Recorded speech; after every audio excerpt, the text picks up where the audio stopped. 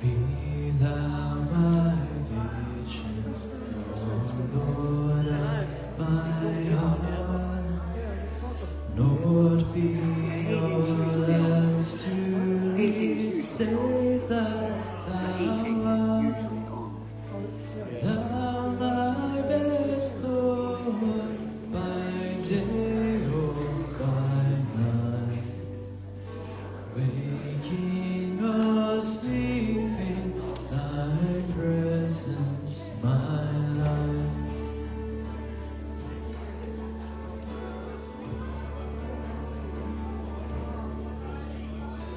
Be thou my wisdom, thou my true word.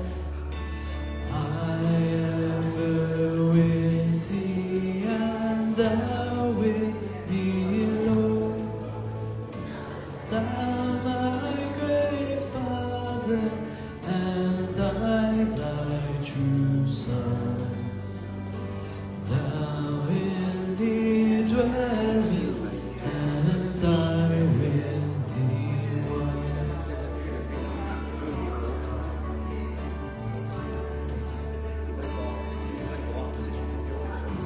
Be thou my battle shield, sword for the fight. Be thou my dignity, thou my delight. Thou my soul shelter, and thou my high tower. Raise thou me heavenward, O power of my power.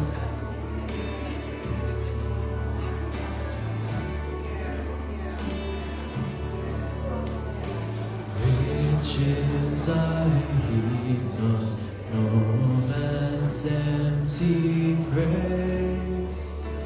Thou mine inheritance now and always. Thou art thou only, the first in my heart. High King of heaven, my treasure thou art.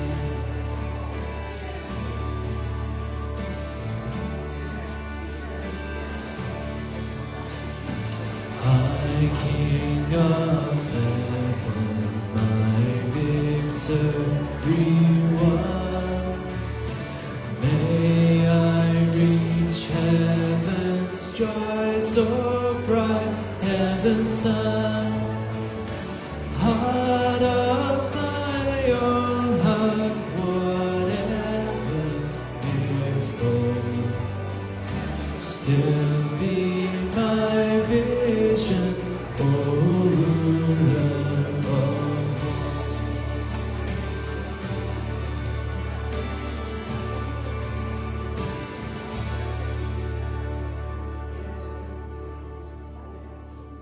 Just remembered that song was at my ordination 16 years ago, and because the words meant so much, and they mean so much, and I'm sure they do to many of you as well.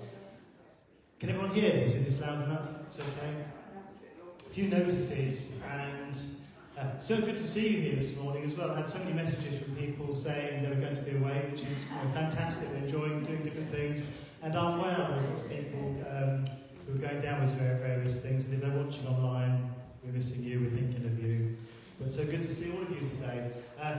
One of the notices in the news sheet is about Grace, and Grace has been here for a number of years, and much love, and it is still much love, and has decided and taken their time, been very wise in how they've done it, that they're going to another local church. So they're leaving us in that sense and going to another local church, which in lots of ways, chatting to Grace, is more, they really fit in there in different ways.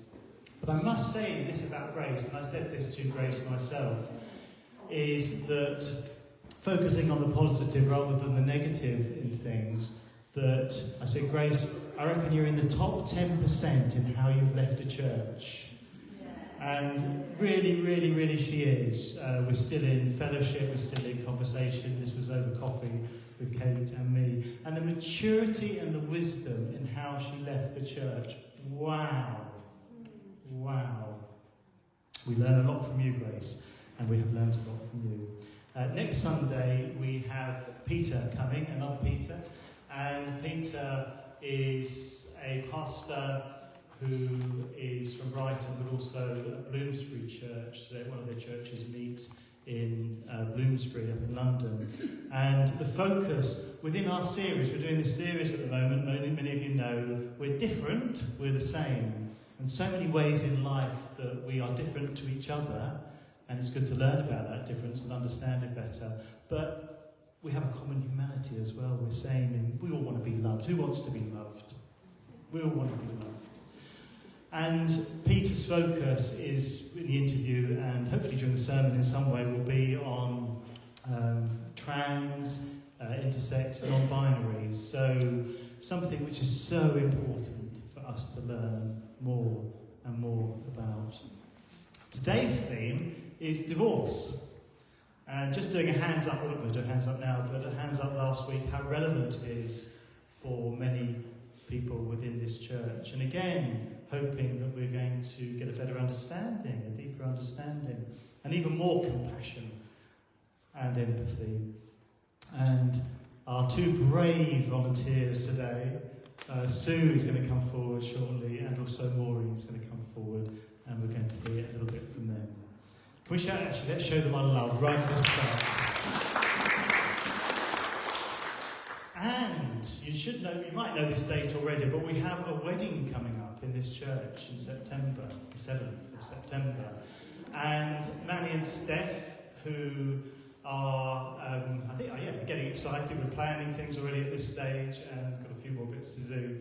But they would love you to come to the service midday and also stay on for drinks and nibbles here afterwards. So do all you can, if you'd like to come and support them and be with them in that.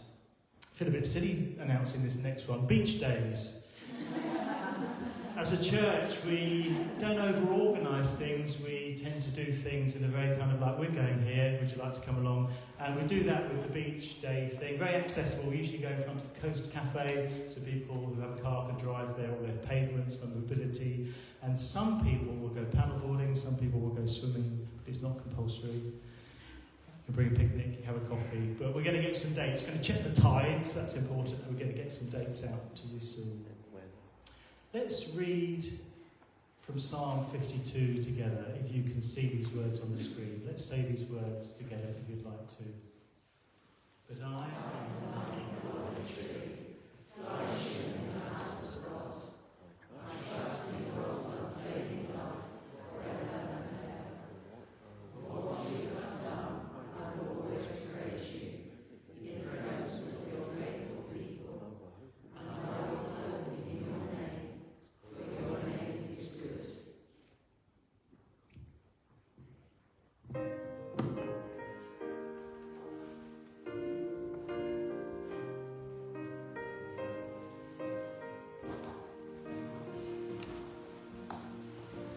Bless the Lord, oh my soul, oh my soul, worship His holy name.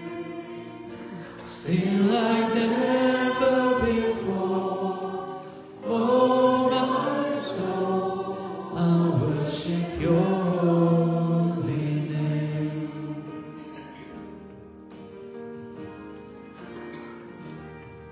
The sun comes up, it's a new day dawning. It's time to sing your song again. Whatever may pass and whatever lies before me, let me be singing when the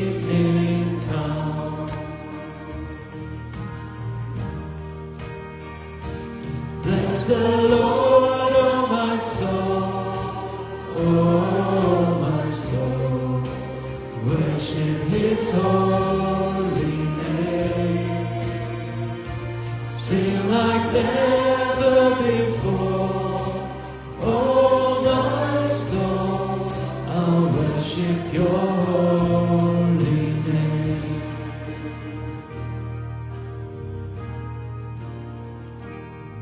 You're rich in love and You're slow to anger. Your name is great and Your heart is kind.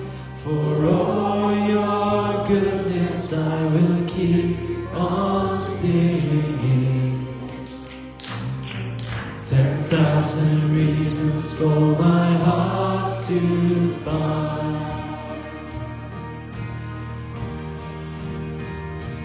Bless the Lord, oh my soul, oh my soul, worship His holy name.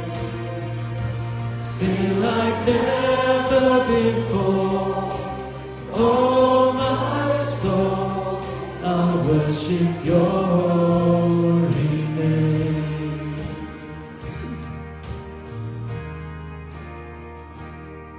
And on that day when my strength is failing, the end draws near and my time has come.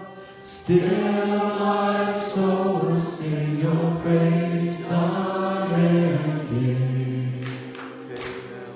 10,000 years and then forevermore.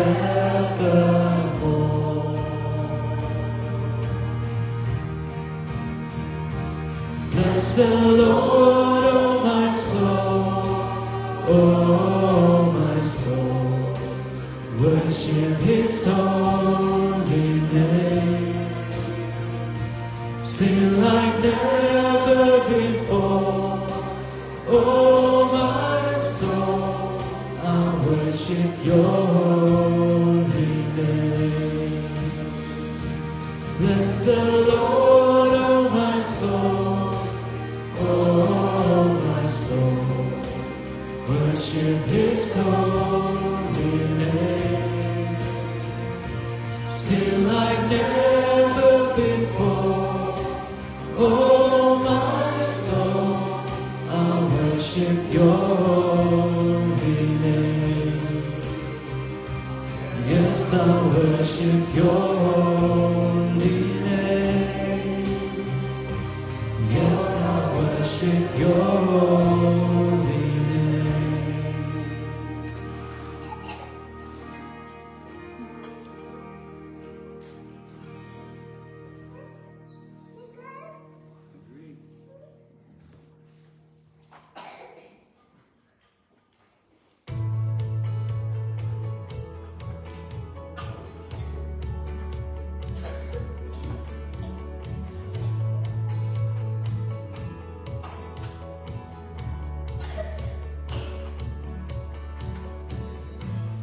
Blessed be Your name in the land that is plentiful, where streams of abundance flow. Blessed be Your name. Blessed be Your name when I'm found in the desert place, the walk through the wilderness. Blessed be Your name. Every blessing You pour out, I'll turn back to praise. When the darkness closes in, Lord, still I will say, blessed be the name of the Lord. Blessed be Your name. Blessed be the name of the Lord.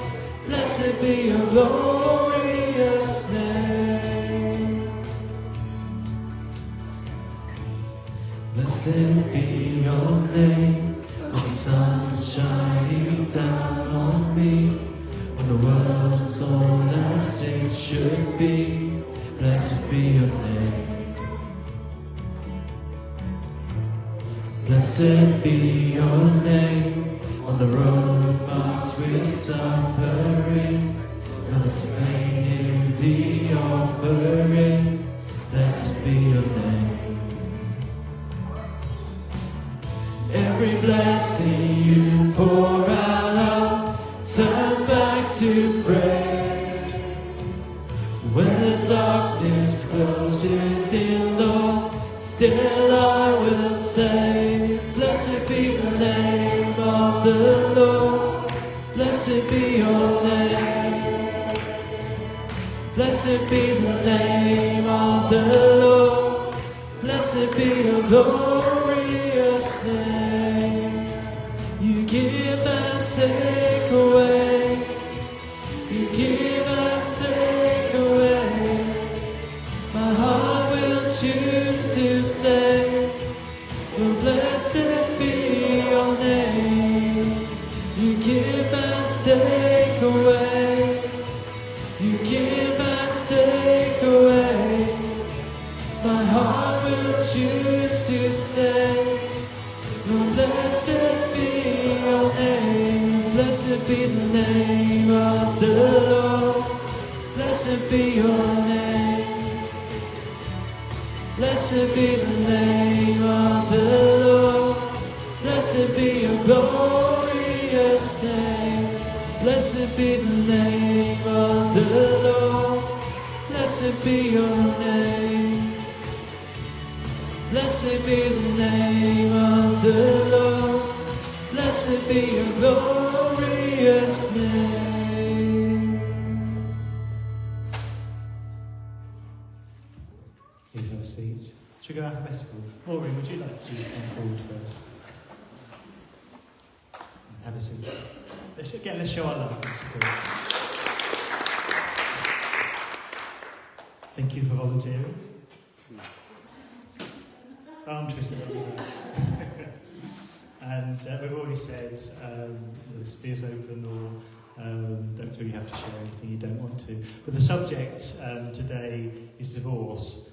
Starting earlier than that, do you mind saying something about when you were married, how you became married? Yeah, I met Ivan, my ex. I was helping somebody, a Christian, run a weightlifting club. I wasn't doing the weightlifting, I was taking the money on the door. And Ivan was there. So we sort of got to know each other. And he was very funny. And to begin with, I really loved his humour. But gradually over the years, I realised how sarcastic and hurtful it could be. But that was many years later. Anyway, we got together and we went out for about 2 or 3 years and then we got married. Do you mind saying something about the wedding, what that was like?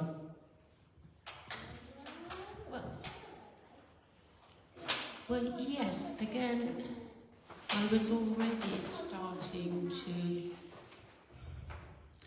give way to what I wanted and go along with what Ivan wanted. I wasn't aware I was doing this until many years later, but at the time, I loved him. I wanted him to be happy. I wanted him to love me. And I found I was giving way to, I would have loved a church wedding, but it wasn't to be because Ivan was an atheist and he thought it was a waste of money because I could either have a church wedding or I could have our first flat rather than renting. We could afford to take a small mortgage and buy it. So my sensible head said, he's right. My heart said, but I would have loved a white church wedding. But we had what do you call it? Registry office. And it was fine, and it was lovely, and we had a party afterwards. But now I look back and I can see it was the start of how my marriage was then going to progress. Again, my guess is there might be, but there might not have been. But do you have happy memories of parts of the marriage? Yeah, we were very happy because I was going along with what everything Ivan wanted. I didn't know that's why we were saved, because I loved him. And we did have good times together. I don't regret marrying him. I regret the outcome. He wasn't a bad man. He was a selfish man. In the marriage, during the marriage, was it just afterwards that you could spot those patterns? Or were there times when you thought, no, I'm going to try and help this marriage be a bit different, I'm going to challenge some of that? Did any of that go on? I'm not totally aware of it, because for the first 7 years, I thought we'd got, all our friends thought, they admired, thought how lucky I was, how lucky we were to have such a good marriage. By this time I'd got 2 sons within the 7 years, and then the 7-ish arrived. And I'm afraid he scratched it and found a 19-year-old, or she found him, and chased him relentlessly. And that was the start of the downward trend. Again, it's a long time ago, and I'm not making any assumptions that feelings aren't there anymore kind of thing, but it's only saying what you want to, but what was that like? How did you feel at the time? Well, I knew he was having an affair, and it hurt. I didn't know what I'd done wrong. He denied it, told me I was mad, and if I didn't behave myself, I would ruin our marriage. And I said, but I know you're having an affair. But I couldn't prove it. This went on for 3.5 years. Him telling me I was mad, and to behave myself, and things like that. But it ended up with me feeling that there was nothing I could do that pleased him. I remember saying to him one day, I said, the very fact I breathe aggravates you, doesn't it? You know, and that's how slowly I got worn down. So the me that I used to be was no longer there. I'd lost my fight. And what led to the divorce? How did that come about? Was that your decision? Was that, do you mind saying a little bit about that? Yes, he was still having his washing, ironing, cooking, everything done for him. He wouldn't leave. He got it all there, hadn't he? He wouldn't get out. And I went to the shops first off, I was doing the ironing, and he liked his jeans ironed with the seam as it was in the 70s. And there was something in his pocket, and I took it out, and it was torn up letter. So I promptly put the little bits together, and that was my proof. I had proof that he was having an affair. This was after 3.5 years. And I was out, and then I hadn't really made my mind up, what am I going to do about this? I knew where she lived. So anyway, I was out shopping, and I just thought, oh, Maureen, enough is enough. There was a solicitor's there, and I went in and said, I want to put in for a divorce, please. Took off my wedding ring there and then, came back, told him what I'd done, and he said, you can't do that. I said, well, I've done it. So I was starting to come back. The worm was turning. I'd had enough. How did friends, family, church, if you were going to have church friends at that time, how did they react when they learned about the divorce? Sadly, I've always been a believer, but I wasn't going to church at the time, but I still believe and prayed every day, as I still do. Friends reacted differently because we had always been a couple and nobody knew about the affair. I told nobody. I kept it all. I thought it might go away if I don't tell anybody. And so I lost a lot of friends because they didn't know who to side with. Not that anybody would have been asked to side, but I lost a lot of friends. But I still had 3 friends who stuck by me like glue. They were amazing, absolutely, truly amazing. And I don't know if I would have actually, I mean, of course I would have survived, but it would have been much tougher without them. And not your words, mine, but you were saying something about being repressed and not being able to be you. Over the years after the divorce, were you able to blossom and be who you are? It took a while. In actual fact, I did move to Rottingdean in Brighton with my two boys were old enough to go their own way, although they weren't that old, bless them.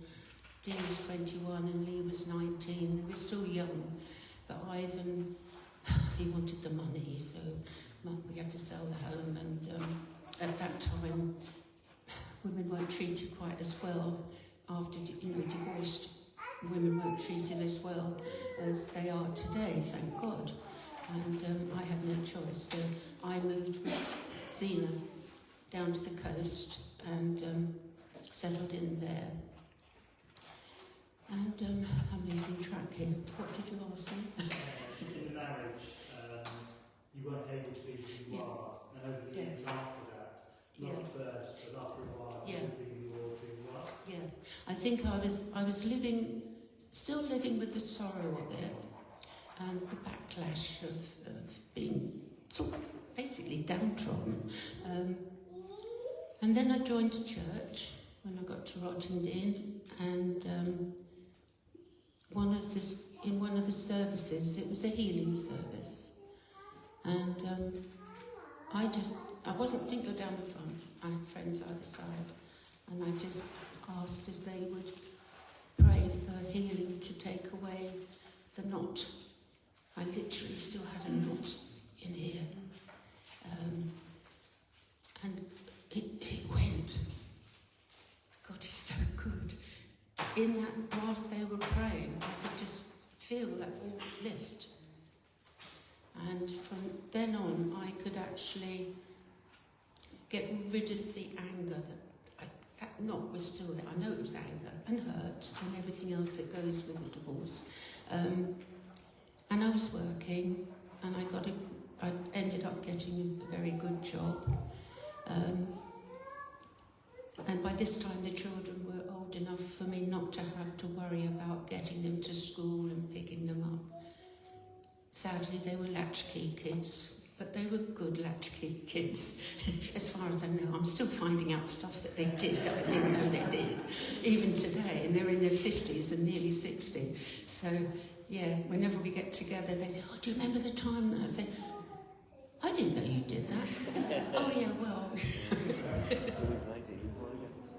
You're not as old as my mum was, but my mum got divorced, and I remember being the only child in my primary school in my year whose parents were divorced, and I remember for her and for other people that sense of shame and stigma.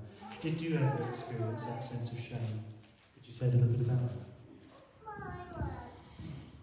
Yes, people automatically think it's the woman. She's either gone off with some guy, she's given in to temptation or whatever. Or she mustn't have been a very good wife, I think was how it's, sort of, there must have been something wrong. It was never seemed to be that people would say, well, maybe he wasn't a very good husband, or maybe he didn't give her attention, or maybe this, maybe that. It was always the woman. Could make you cross, but what could you do about it? That's the way it was.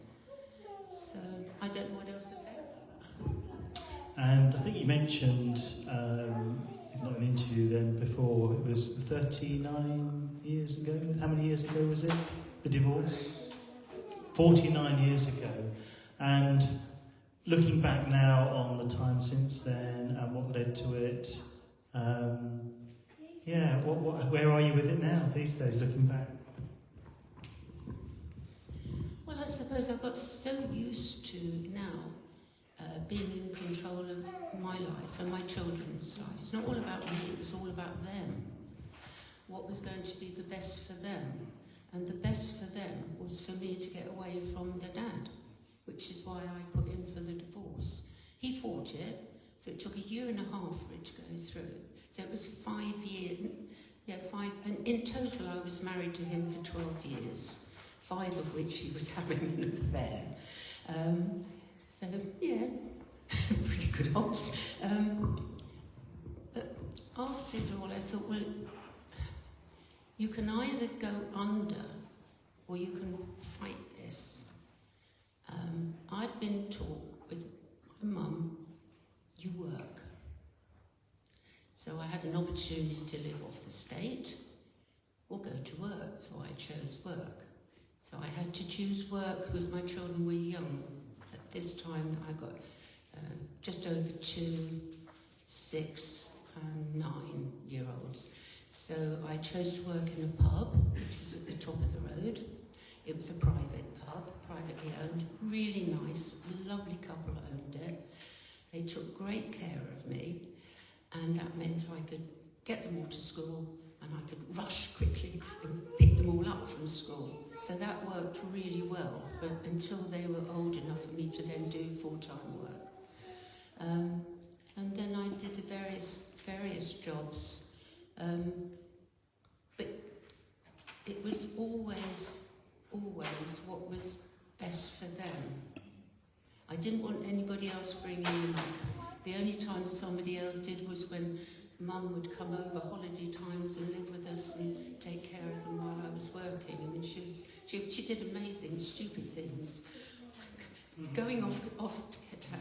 I came in from work one afternoon, and Mummy was in the kitchen, and her face was bright red. Sorry. Yeah, I came in from work, and her face was bright red. And I said, Mummy, what are you doing? She said, I don't know what you've done with this pan. She said, I've been scrubbing this for the last 3 hours. And I said, Mummy, what pan? I said, Mummy, that's my new Teflon pan. She had managed to scrape off the Teflon.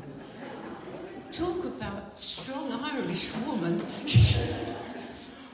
couldn't believe it. So, yeah. And thank you so much, and we pray that peace that you had in that not going, by talking about it today, that doesn't come back, but it may be a deeper sense of peace. It comes out of talking about that with your church family and friends. Anything else you'd like to add? Well, I think I was saying to Nat a little bit earlier, divorce is not necessarily the end. It really, really isn't. For me, it was the beginning of me taking control of mine and, more importantly, my children's lives. Because I've spoken to all of them as they're now really quite grown-up adults, and said, did you ever feel that you left out, you missed out on anything, or that you were upset? Or they said, no, Mum. I said, what about when I had to be, that's the big thing, you've got to be mother and father. You've got to be the one that cares, and you've also got to be the one that disciplines. That can be tough. That creates going to bed at night, burying your head in the pillow and crying, because you don't want the kids to see that, but you've got to let it out. And I just thought, my kids come first, I'll do whatever I need to do, that they have the best that I can give them, and I hope it turns out okay. And having spoken to them, nothing's perfect, but I mean, it's lovely when they just say, oh no, Mum, you're the best in the world. What more can I say? We think you are as well. What a good place to end as well. Thank you so much. Thank you so much.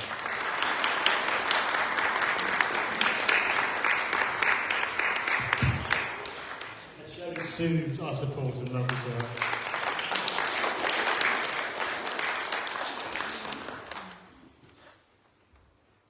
Thanks, Sue, for volunteering. Yes, so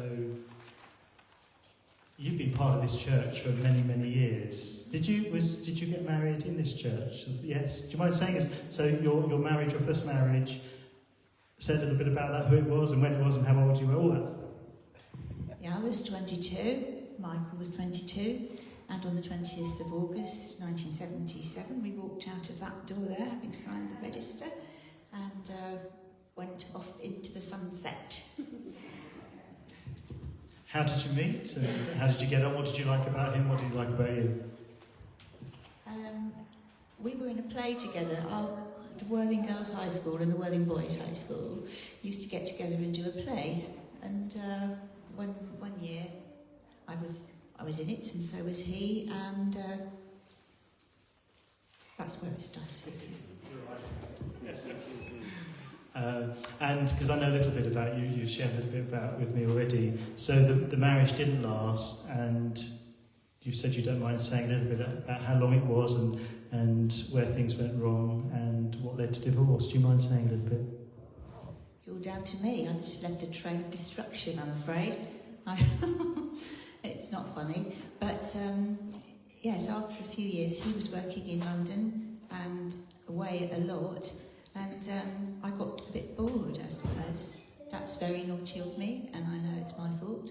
And yes, we got divorced, and but I prayed for him, and hoped that he would find somebody, and he very quickly found that his secretary was a nice match. So that's all right then.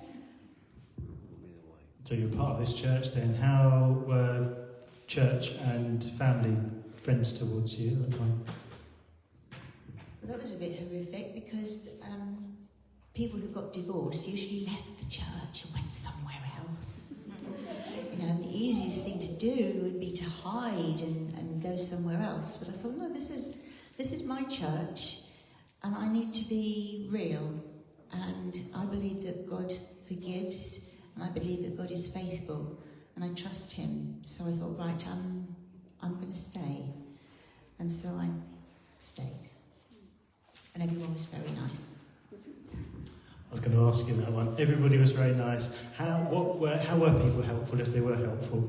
Well, they were just sort of very, oh, I'm sorry to hear. Hope you'll be happy. Hope you'll find happiness. You deserve happiness. That was the general theme, I think.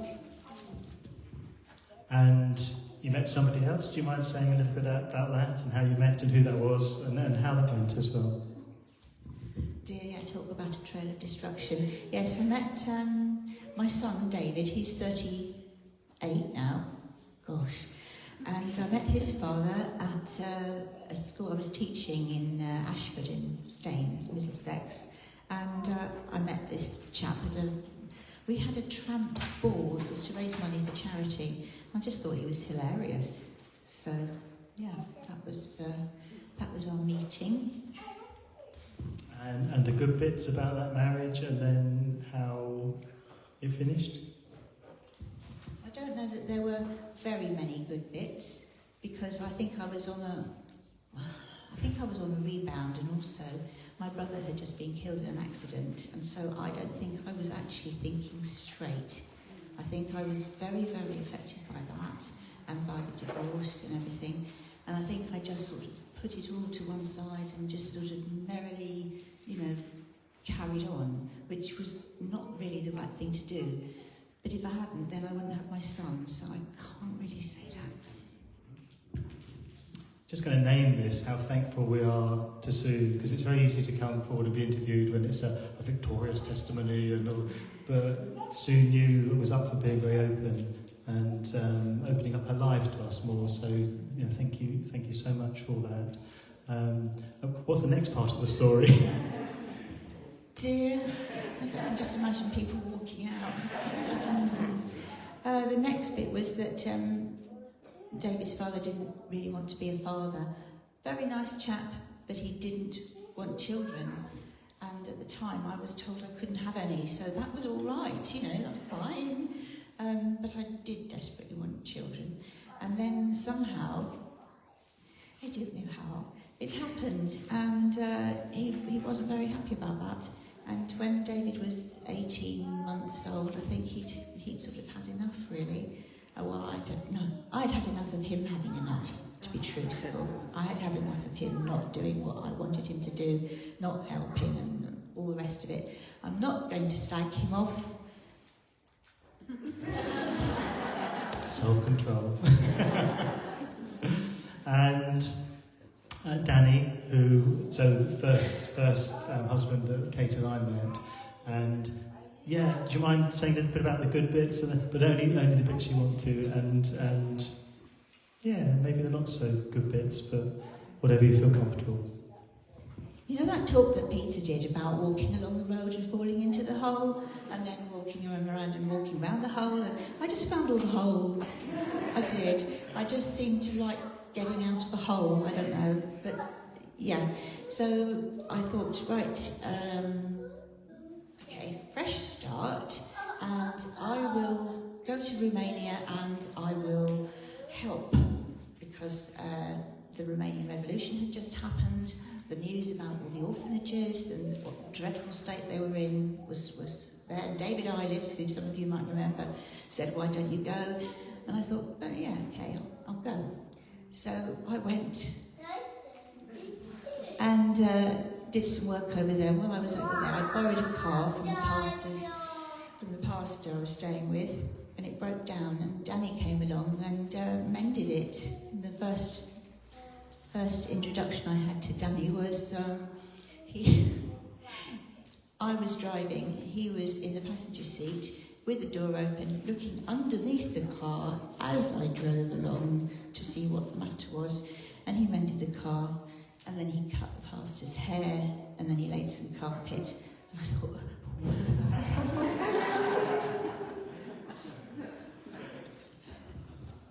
And you were together a long time, weren't you? And yeah, and then during COVID or after COVID? I managed 30 years nearly with the same man. That's quite an achievement, isn't it? Well, it is for me. Yeah, nearly 30 years. Then COVID struck, and I had a big wobble, actually. A big wobble. I know a lot of people did, but I had a big wobble. And everything that had been sort of niggling me for the last 7 or 8 years started to niggle even more.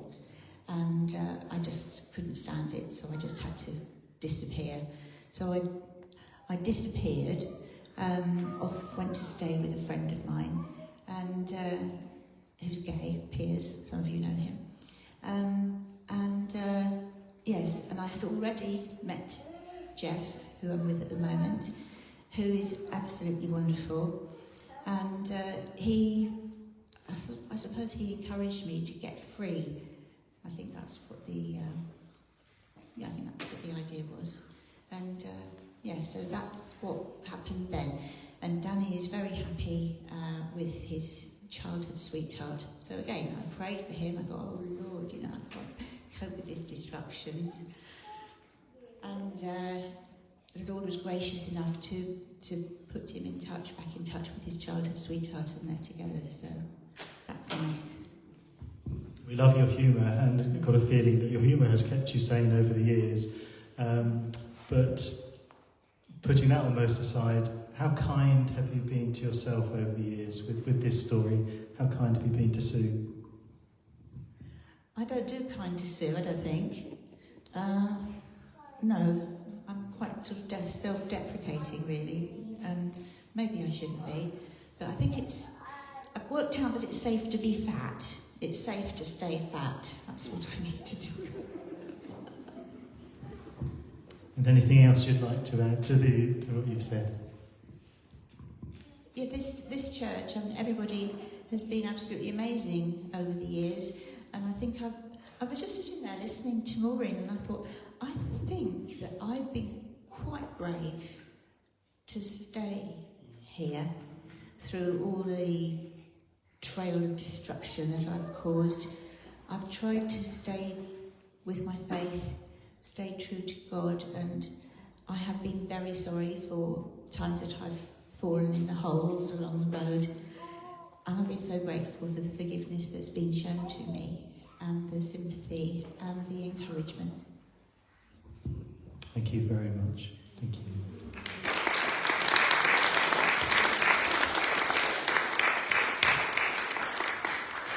I'm going to pray and then going to ask Martha to come forward to read from Matthew, and then we're going to reflect a little bit on the subject of divorce. But Lord, we thank you first and foremost for Maureen and for Sue.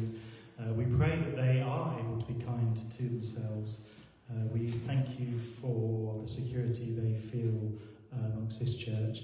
And we continue to offer ourselves up as a people to you.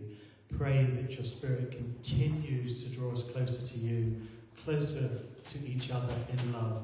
May this continue to be a blossoming, safe environment for all of us who are similar in some ways, different in others. Help us be full of empathy, full of understanding, and lacking in being judgmental. We ask all of this, Jesus, and speak to us now as we turn to your word. Amen. Martha's going to come forward and read from Matthew chapter 19.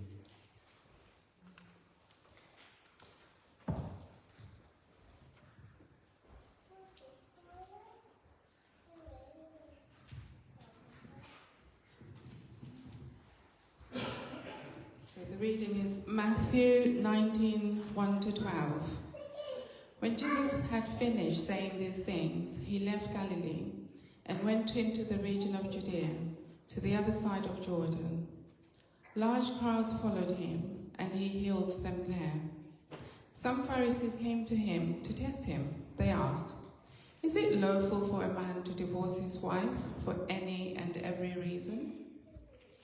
"Haven't you read," he replied, "that at the beginning the Creator made them male and female, and said, 'For this reason a man will leave his father and mother and be united to his wife, and the two will become one flesh.'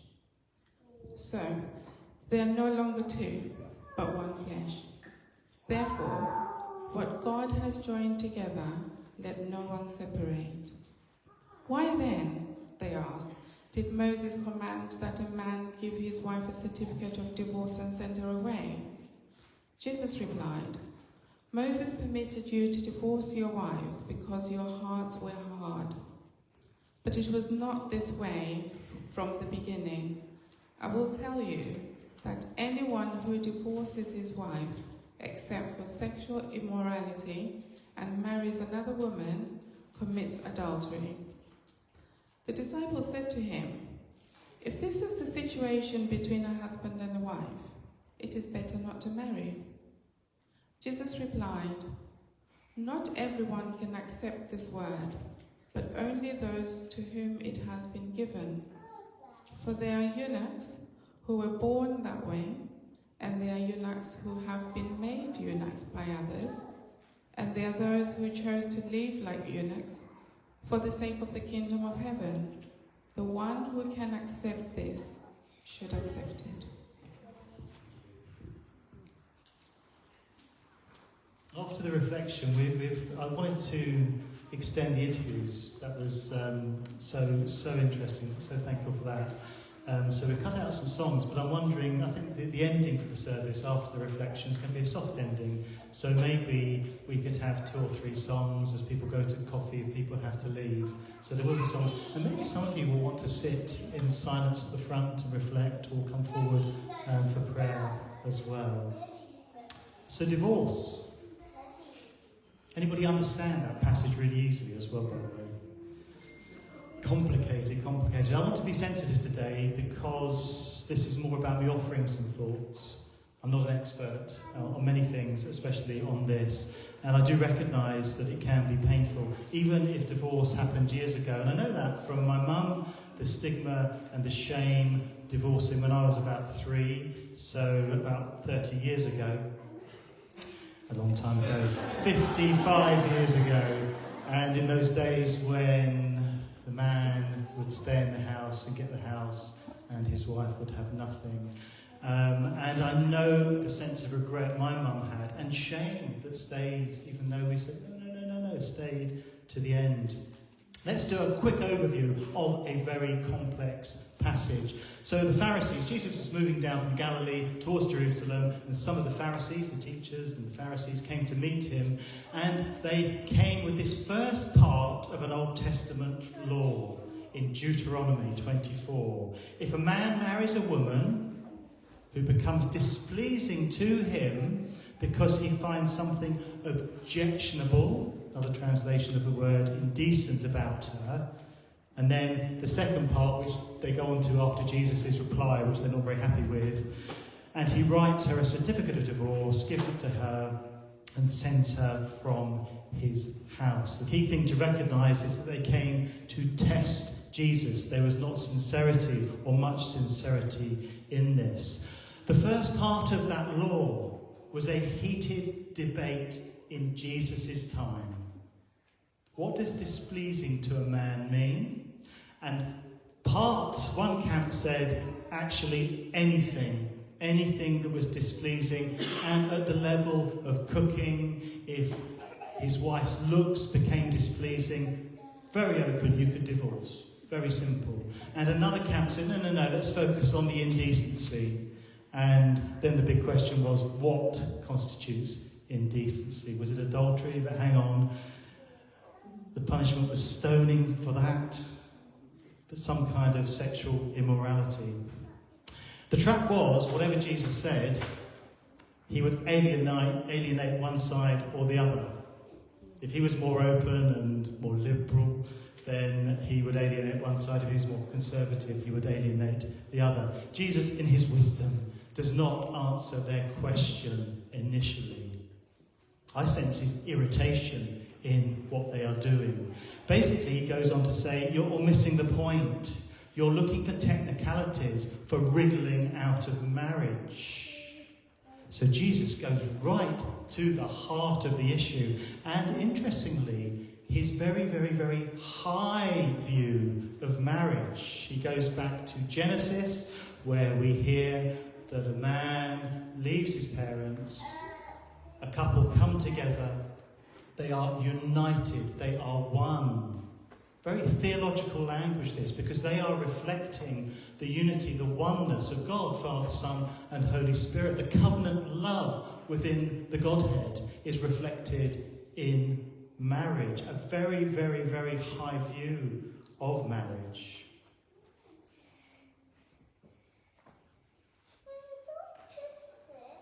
Pharisees get defensive. They go on to the second part. What about this command then that Moses gave to send his wife away with a certificate of divorce? Jesus, listening very carefully as Jesus would, he said, not a command, not a command. Permitted, there's a difference, permitted. This is about God accommodating people, imperfect people like you and me. God working with ancient Israel, where they were at the time, their culture. Accommodating polygamy, because polygamy was within the culture as well. Not ordained by God, but God worked within where people were at and calling people to something better. And this is really key with this particular law in mind. Jesus says it is with this law in mind. They brought Deuteronomy to him with this law in mind. It concerns sexual immorality. You can't use this particular law to justify divorce for any silly reason. I think this is important, that Jesus, I don't think he is teaching about divorce generally. And this is so exciting and so important. What was Jesus also doing in all of this? He was challenging, I'm going to hear a cheer now, aren't I? Patriarchal society. Where women were treated as property to be bought and disposed of. Only men could divorce. If a woman wanted to, they'd have to go to the court and get permission. But still, it was the man who had to divorce. They would become destitute. There was a stigma within society. If you weren't married or you were unmarriable, then you were in a really, really, really bad situation. Jesus, I think, was saying, listen up, folks, marriage is not just about pleasing men. And the poor male disciples who had, to be fair, been brought up within this culture and all this teaching, they were shocked. Is it better not to get married then?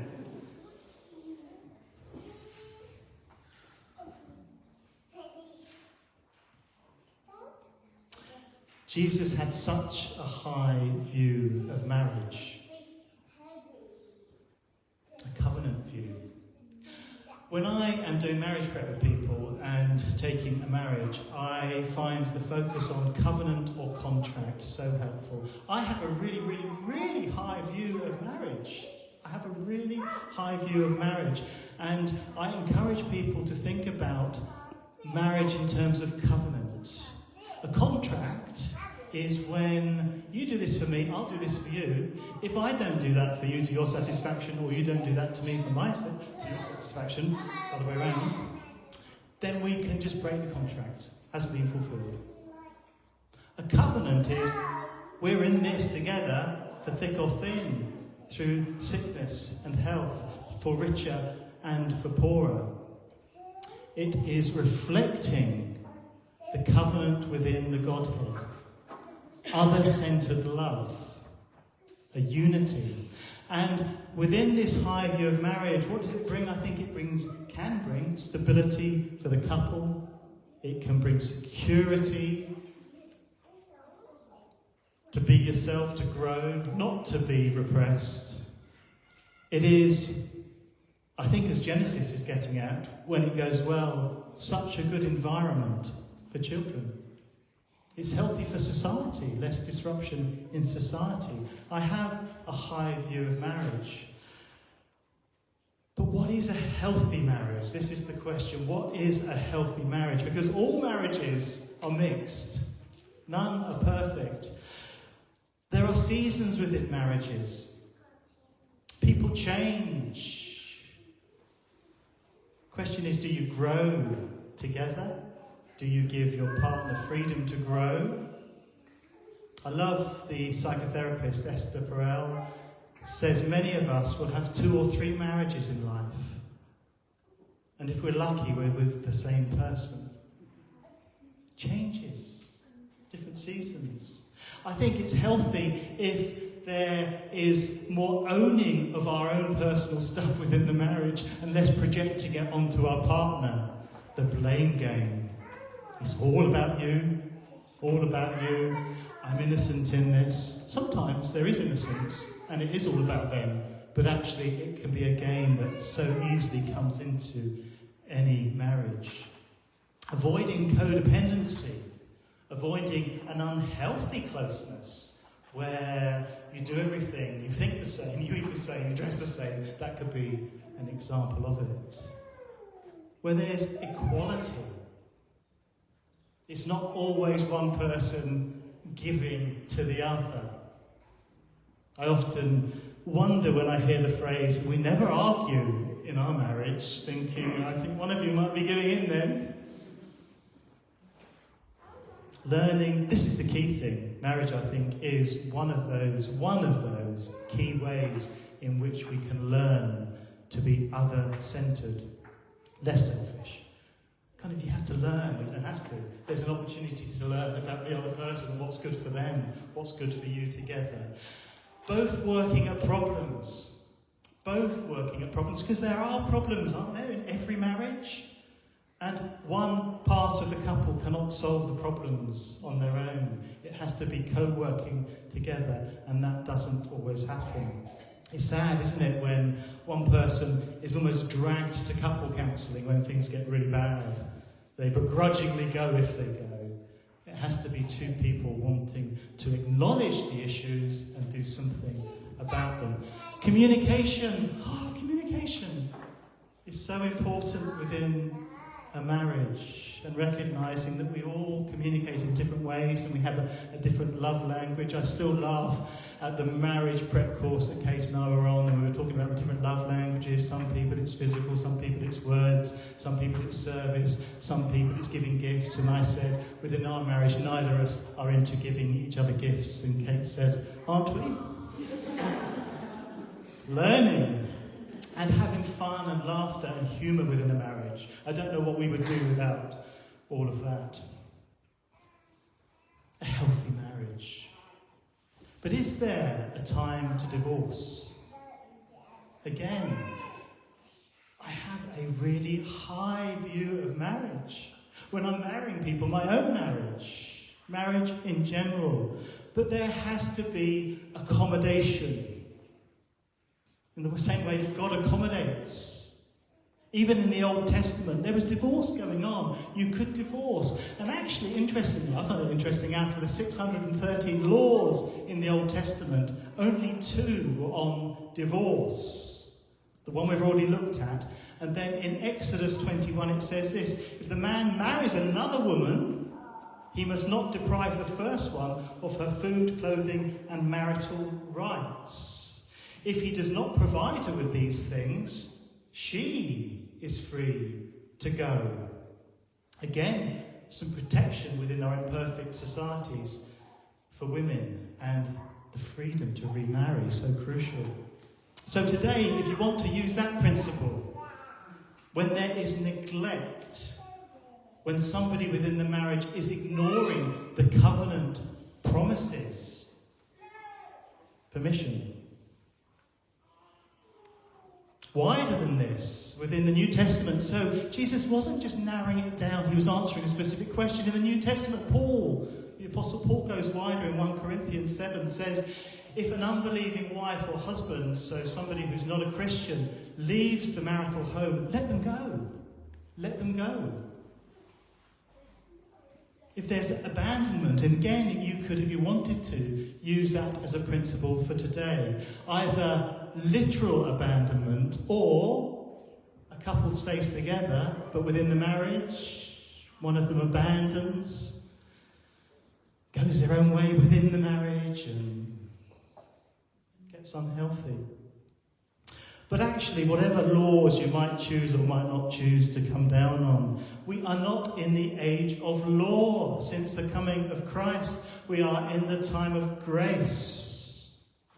It's not about external laws, the commandments written down on stone. It's about the Spirit of God coming to dwell within us and help us discern what is right and wrong, what is loving, what is unloving. I find that most helpful. If I know somebody is having marriage difficulties, relationship difficulties, because it's wider than marriage.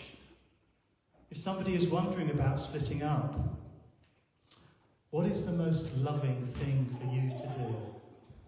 What is the most loving thing for you to do? Loving towards others. What is the most loving thing towards your partner? If there's children, what is the most loving thing towards them?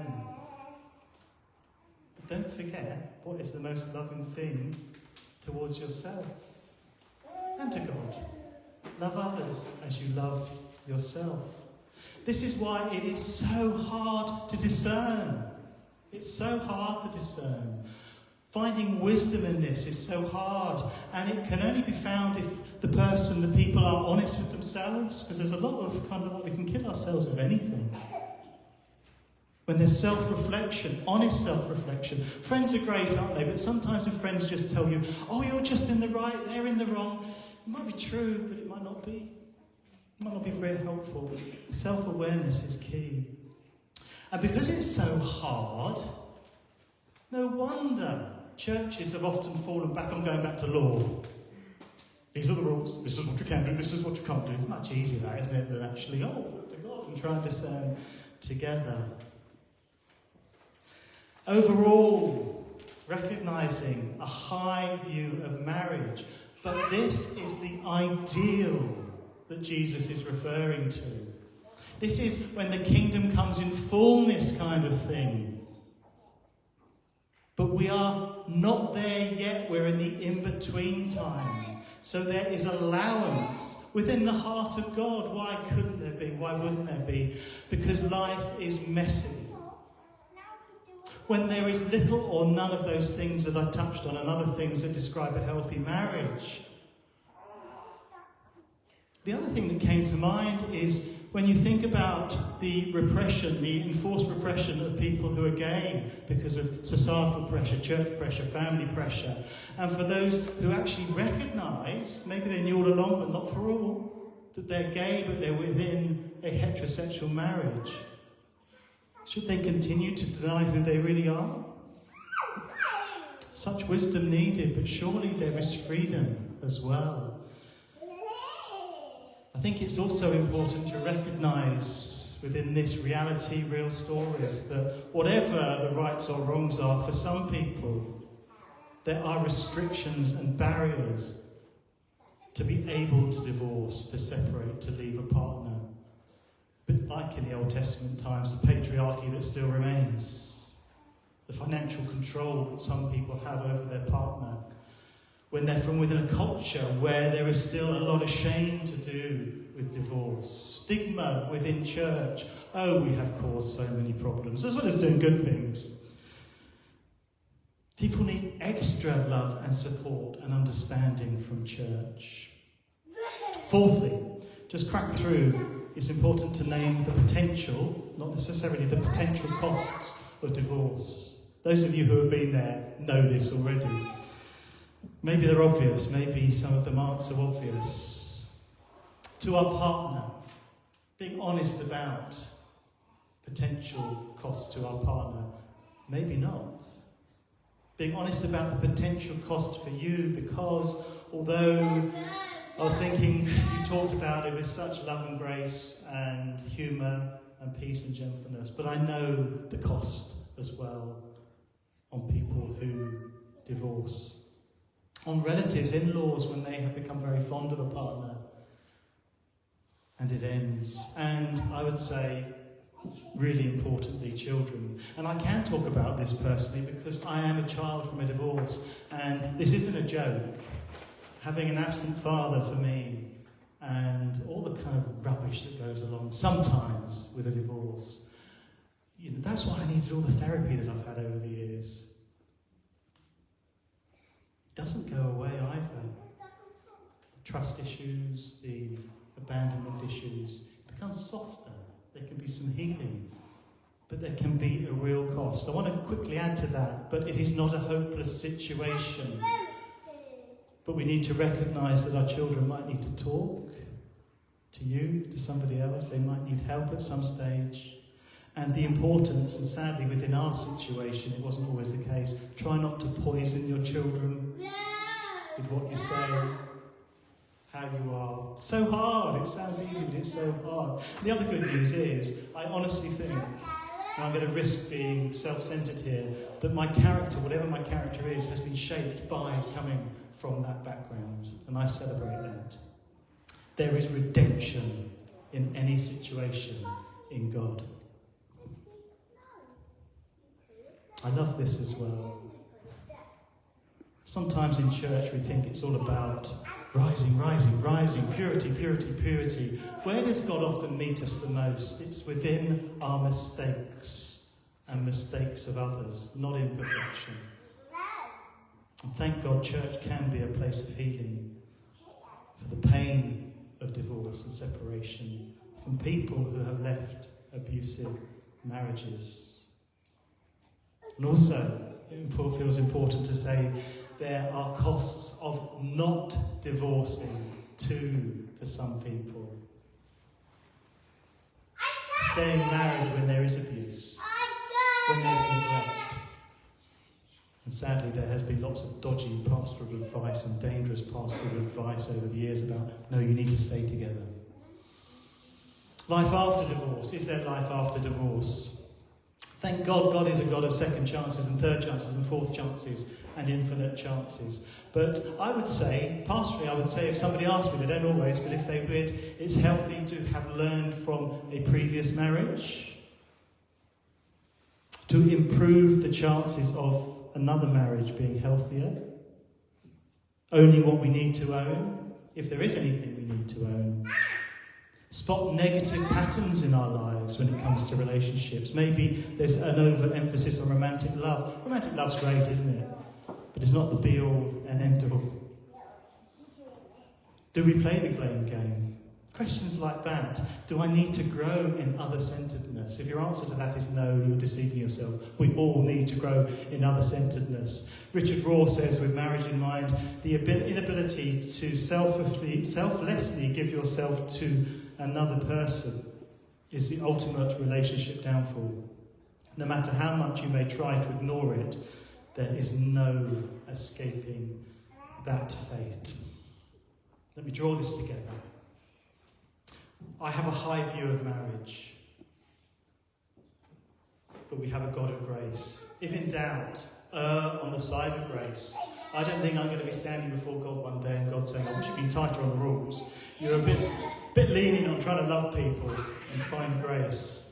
There is no ceiling in this church. There used to be rules based on 1 Timothy. I'm sure that if you had to be a husband of one wife and a wife of one husband, and you can't be divorced. No, that's not how we see it. Let's be non-judgmental generally with all these things we are touching upon in these series, and with divorce. Jesus quoted earlier, and I'm going to finish with these words from Matthew, from the Message translation, a more contemporary translation, and maybe this we can all hear it afresh. Don't pick on people. Don't jump on their failures. Don't criticise their faults, unless, of course, you want the same treatment. That critical spirit has a way of boomeranging. It's easy to see a smudge on your neighbour's face and be oblivious to the ugly sneer on your own. Do you have the nerve to say, let me wash your face for you, when your own face is distorted by contempt? It's this whole travelling roadshow mentality all over again, playing a holier-than-thou part instead of just living your part. Wipe that ugly sneer off your own face, and you might be fit to offer a washcloth to your neighbour. To those of you who are divorced, you've been through this, you might be going through this, or separated, don't judge yourself too harshly either. Let us pray. We're going to roll into some songs. I pray every blessing upon you this morning. And when you would like to either come forward for anointing, go for coffee, or if you have to leave, feel that freedom as well.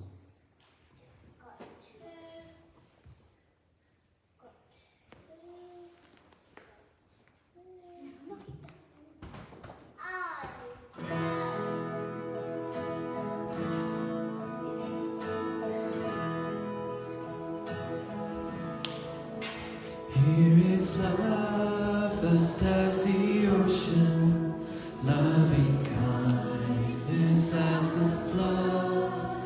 When the Prince of Life, our ransom, shed for us His precious blood.